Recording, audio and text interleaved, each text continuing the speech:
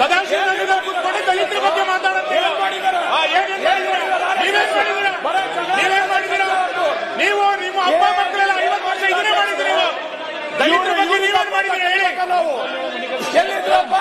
Quit India Gulbarga 75 ವರ್ಷ ಗುಲ್ಬರ್ಗದಲ್ಲಿ ಏನ್ ಮಾಡಿದ್ರಿ ಅಂತ ಗೊತ್ತಿದೆ. ರೌಂಡ್ ಟೇಬಲ್ ಕಾನ್ಫರೆನ್ಸ್ ಇದ್ದಾಗ ಏನ್ ಮಾಡಿದ್ರಿ ಗುಲ್ಬರ್ಗದಲ್ಲಿ 75 ವರ್ಷ?